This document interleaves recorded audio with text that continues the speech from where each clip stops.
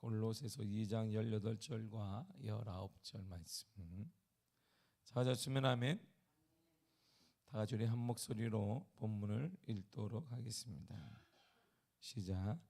아무도 꾸며낸 겸손과 천사 숭배를 이유로 너희를 정죄하지 못하게 하라. 그가 그 본 곳에 의지하여 그 육신의 생각을 따라 헛되이 과장하고 머리를 붙들지 아니하는 자라. 온몸이 머리로 말미암아 마디와 힘줄로 공급함을 받고 연합하여 하나님이 자라게 하심으로 자라느니라. 아멘. 기도하겠습니다. 하나님 감사드립니다. 귀한 기도의 제목이 있습니다. 하나님, 우리 사랑하는 자녀들 가족이 하나님의 나라 가서 하나님이 아시고 하나님이 칭찬하며 하나님의 자녀로 영원히 살아가는 귀한 복을 받기를 원합니다. 이 땅의 가장 큰 복 예수 그리스도를 믿는 것입니다. 믿음의 복을 허락하여 주옵소서. 사랑하는 자녀들에게 사랑하는 그 가정 위에 믿음의 복 그리스도의 은혜가 넘쳐나게 하여 주옵소서. 오늘 이 아침에도 주의 은혜를 사모하여 모였습니다. 하나님의 말씀을 상고하며 간절히 기도할 때에 하늘 문이 열려지는 은혜를 우리 가운데 허락하여 주옵소서. 예수님의 이름으로 기도했습니다. 아멘. 골로새 교회의 현실을 혼란과 사도 바울이 걱정했던 이유에 대해 정확히 오늘 본문이 말해주고 있습니다. 왜 사도 바울이 골로새 교인들에게 편지를 통하여서 걱정했던 이유가 바로 이제 구체적으로 나오고 있습니다. 본문의 18절 내용이 그 내용입니다. 한번 다 같이 읽겠습니다. 시작. 아무도 꾸며낸 겸손과 천사 숭배를 이유로 너희를 정죄하지 못하게 하라. 그가 그 본 곳에 의지하여 그 육신의 생각을 따라 헛되이 과장하고. 아멘. 보세요. 천사 숭배에 대한 잘못된 가르침이 골로새 교회와 라오디게 그 인방교회에 넘쳐나게 되었습니다. 천사 숭배에 대해서 AD 306년에 모였던 라오디게아 회의를 결과를 보면 정확히 알 수 있습니다. 초대교회 회의 중에 라오디게아 회의가 있는데 바로 예수님이 돌아가시고 363년에 모였습니다. 결론이 그겁니다. 그리스도인이 하나님의 교회를 버리고 곁길로 나가 천사들을 숭배하는 것은 옳지 못하다.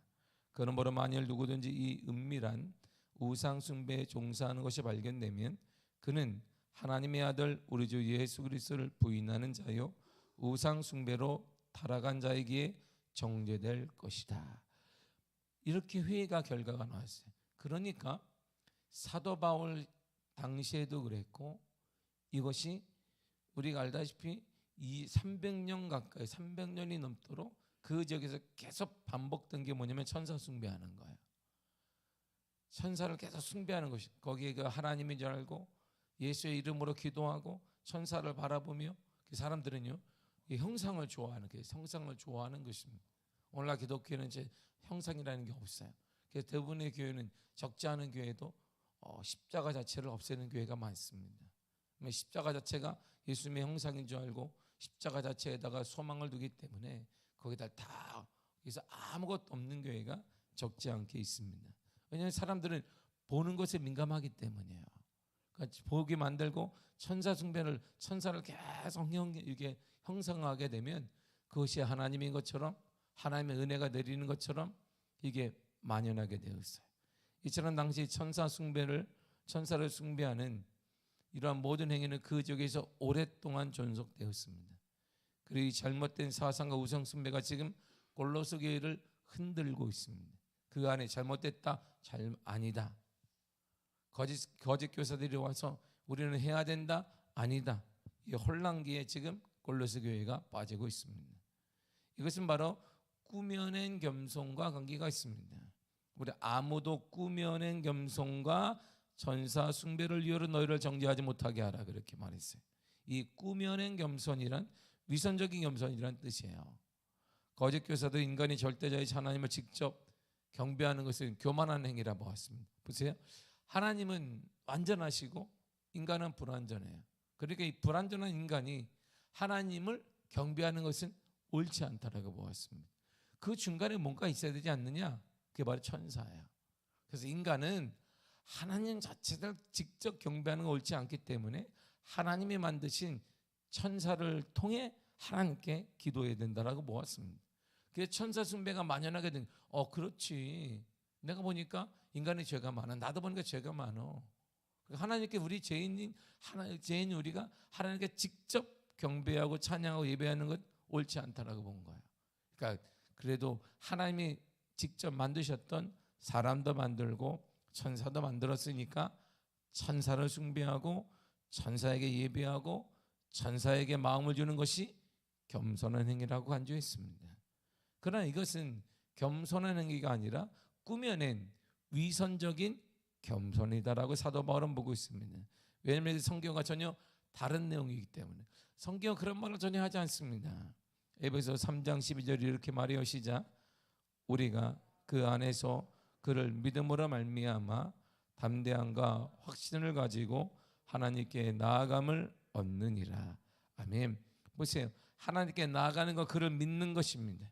그러므로 꾸며낸 겸손함으로 천사를 숭배하는 그런 사상은 하나님께서 그리스도를 중보하신 은혜를 배척하는 것입니다.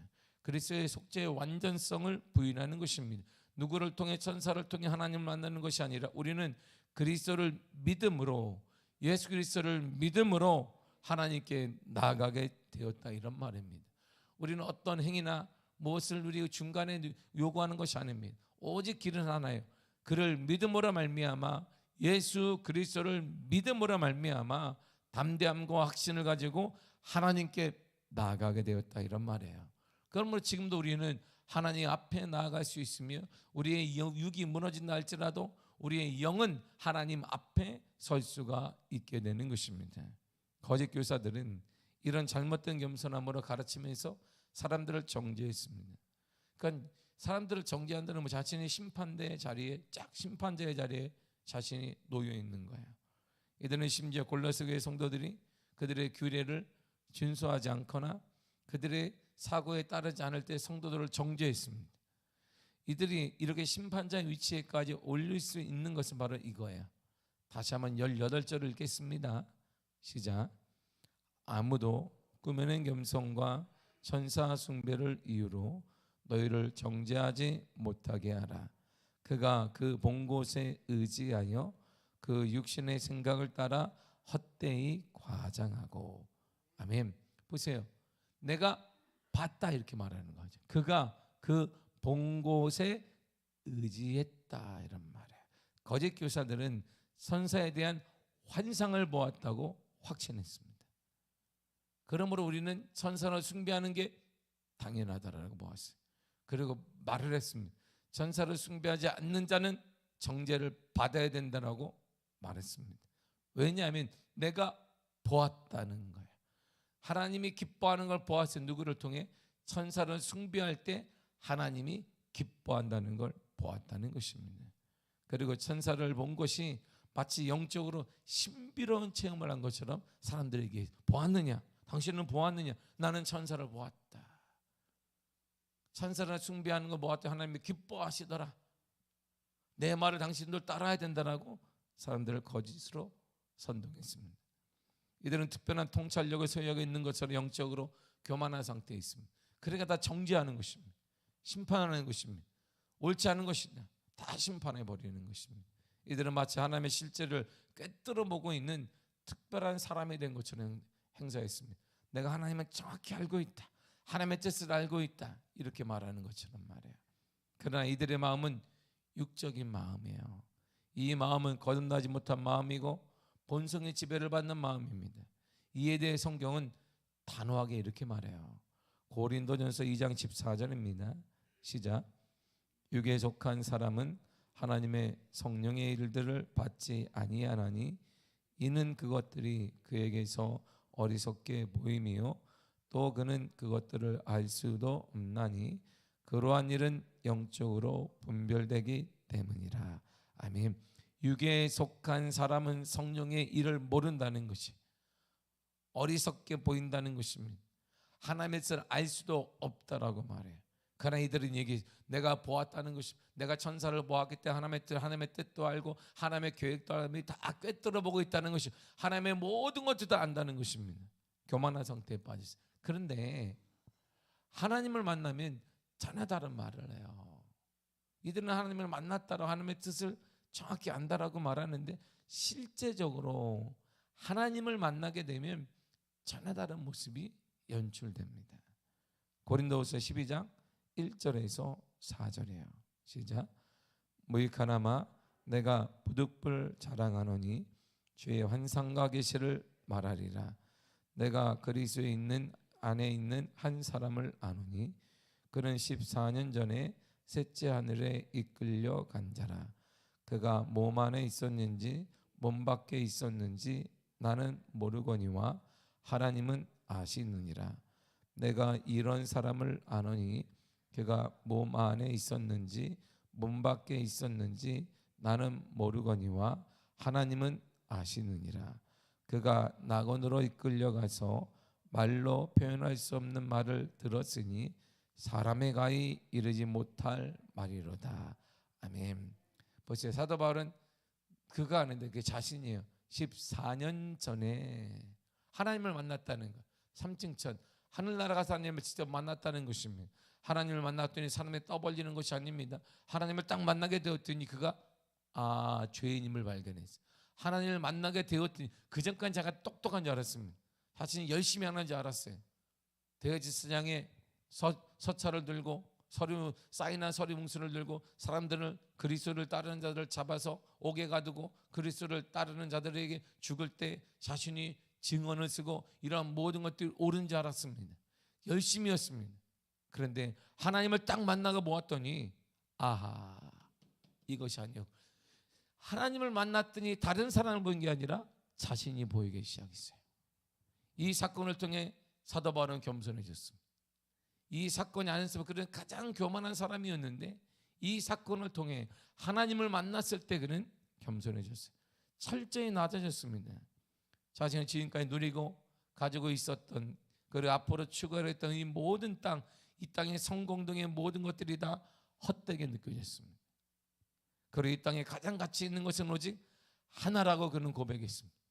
유일한 고백, 유일히 가져야 될 것은 다 하나밖에 없다라고 사도 바울은 얘기했습니다. 사도 바울 손에는 많습니다. 학벌도 있습니다. 성공이라는 것도 있습니다. 알레트 코스도 있습니다. 집안의 물질도 있습니다. 여러 가지 많은 것들이 예수 자기 손 안에 있어요. 근데 이 모든 것들이 아니라는 거예요. 내가 진정으로 가져야 될 것이 하나님을 딱 만나고 보았더니 이것이 아니었구나. 그가 깨달아진다는 것입니다. 무엇일까요? 무엇일까요? 우리도 지금 손 안에 지려고 하는 게 많습니다. 물질도 필요하고, 물질, 자녀들의 성공, 형통, 건강, 이런 많은 것들을 우리들 잡기를 원하는데 사도 바울이 하나님을 딱 만났더니 이것이 아니랬어요. 이것이 헛된 것이었다는 걸 깨닫게 되었습니다. 이것이 아니었구나. 만나기 전에는 몰랐습니다.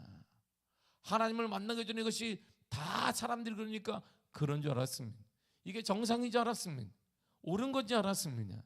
그래 하나님을 만나고 났고 3층천에 올라 하늘나라 가서 하나님을 보았더니 이것이 아니었다는 거예요. 이것이 아니었다. 뭔데요? 빌립보서 3장 7절과 8절이 이렇게 말해요. 시작. 그러나 내가 무엇이든지 내게 유익하던 것을 내가 그리스도를 위하여 다 해로 여길 뿐더러 또한 모든 것을 해로 여김은 내 주 그리스도 예수를 아는 지식이 가장 고상하기 때문이라.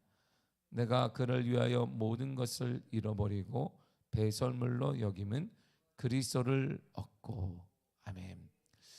자, 하나님 만나기, 그리스도를 만나기 전에 사도 바울은 모든 걸 손에 쥐었어요. 그런데 한 가지가 없었어요. 예수 그리스도가 없었어요. 그분을 딱 만나고 나니까 내가 추구했던 모든 것들이 다 배설물이라는 거야. 그 손을 싹 놔버려. 손을 털어버렸어요. 그리고 누구? 그리스도를 꽉 쥐게 되었습니다. 이게 사도 바울을 사도 바울 되게 만든 거예요. 신약의 반 이상을 저술하게 만들었고, 가는 곳곳마다 후원자가 따르게 만들었고, 가는 곳곳마다 기적의 사람이 되었고, 사도 바울의 손수건만 닿아도 질병이 치유되었고, 귀신이 낫게 되었고, 무슨 독을 맞을 해를 받지 아니했으며, 그는 광풍을 만나도 모든 어떤 것을 만나도 하나님이 쓰여서 리더가 되어지고, 공짜로 하나님의 뜻 가운데 복음을 전해 로마로 가게 되는 놀라운 역사를 하나님이 다 이루게 되었던 것입니다. 우리 인생에 이와 같은 순풍의 역할, 기적의 은혜, 축복의 역사가 나타나기를 원한다면 우리의 가장 필요한 것은 인간의 행복, 인간의 준리, 이런 모든 것들이 아니라 예수 그리스도가 필요한 거예요. 우리 안에는 예수 그리스도가 필요한 것입니다. 예수 그리스도가 우리 안에 꽉 내가 잡고 있다면 그는 일어나게 될 것입니다. 그리스도로 잡고 있는 자는 회복될 것입니다. 치유될 것입니다. 역사가 따르게 될 것입니다. 하나님의 동일한 은혜가 나타나게 될 것입니다. 이것이 하나님의 은혜예요. 바로 이것입니다. 그러므로 우리 속에 많은 것을 갖기를 원하고 가지고 있다 할지라도 그 안에 예수 그리스도가 없다면 배설물과 똑같은 거예요. 근데 우리는 배설물을 꽉 쥐고 있어요. 냄새나는 배설물을 쥐면서 기뻐하는 거예요. 거기에는 주님이 아니라 파리만 끼는 거예요. 거기에는 구더기만 끼는 것이지 그래서 온전한 향기도 없으며 주님이 동행하지 않는 것입니다. 우리에게 가장 필요한 것은 예수 그리스도예요. 우리 가정에 가장 필요한 것은 예수 그리스도이십니다. 사랑하는 자녀들에게 우리 교회에 가장 필요한 것은 예수 그리스도가 되는 것입니다. 다른 것이 아니에요. 오직 예수 그리스도. 이것이 사순절을 맞이하는 우리뿐만 아니라 사순절을 지내고 있는 저와 여러분들에게 가장 필요한 것은 예수 그리스도이고, 사순절뿐만 아니라 이 땅을 살아가는 우리가 삶에 다하기까지 우리에게 가장 필요한 것은 예수 그리스도인 것입니다. 그래서 사도 바울은 이러한 자신이 깊게 하나님을 경험해 보았기 때문에 거짓 교사들을 향해 천사 숭배하는 것, 그것은 가짜라고 보았던 것이고, 그것 때문에 교회가 혼란스러운 것, 이것은 옳지 않다라고 보았습니다. 왜냐 그들의 행위를 정확히 그 다음에 이렇게 얘기해요. 거짓 교사들이 이렇게 행동하고 있습니다. 19절을 보세요. 시작. 머리를 붙들지 아니하는 자라 온몸이 머리로 말미암아 마디와 힘줄로 공급함을 받고 연합하여 하나님의 자라게 하심으로 자랐느니라. 아멘. 거짓 교사들 이들은 교회의 머리가 그리스도라는 사실을 망각해 버렸습니다. 머리를 붙들지 않아요. 머리 대신 예수 그리스도를 붙들지 않습니다. 그들은 얘기하지 않습니다. 이처럼 이단자들의 거짓 교사들의 결정적인 오류는 그리스도를 말하면서도 그리스도를 굳건히 붙들지 않는다는 것입니다. 대놓고 이단자들이 있습니다. 근데 그들은 그리스도를 말합니다. 말은 하는데 붙들지는 않는 것이, 그리스도를 온전히 붙들지 않는 것은, 오늘날 이단들은 똑똑합니다. 옛날과 다릅니다. 이들의 입을 통해 그리스도를 말하고 있습니다. 그러나 말만 할 뿐이지 이들은 그리스도를 철저히 신뢰하며 붙들지 않습니다. 그리고 그리스도라는 인물의 대상을 그리스도가, 우리가 예수 그리스도가 아닌 다른 사람으로 포장을 하게 되는 것입니다. 사랑하는 성도 여러분, 그러므로 올해 우리 2023년의 교회의 표회가 붙어 있으라는 것입니다. 그리스도께 붙어 있어야 합니다. 여러분의 가정에 붙어 있어야 되고, 우리의 자녀들이 붙어 있어야 됩니다. 우리 교회가 붙어 있어야 되는 것입니다. 붙어 있기만 하면 하나님의 기적이 나타나는 것이, 붙어 있기만 하면 열매는 내가 맺는 게 아닙니다. 열매는 나무가 맺는 거예요. 공급은 포도나무가 하는 것이고 우리는 붙어 있기만 하면 되는 것입니다. 내가 저기 있는 밑에 있는 영양분까지 끌어와서 내 인생을 열매를 맺게 하고 전성기를 맺게 하고 내 인생에 거대한 포도송이가 주렁주렁 맺히게, 그건 우리가 할 일이 아니란 말입니다. 그건 농부이신 하나님이 하는 것이고, 그거는 열매 나무 되시는 예수 그리스도가 하는 것이며, 우리는 붙어 있기만 하면 되는 거예요.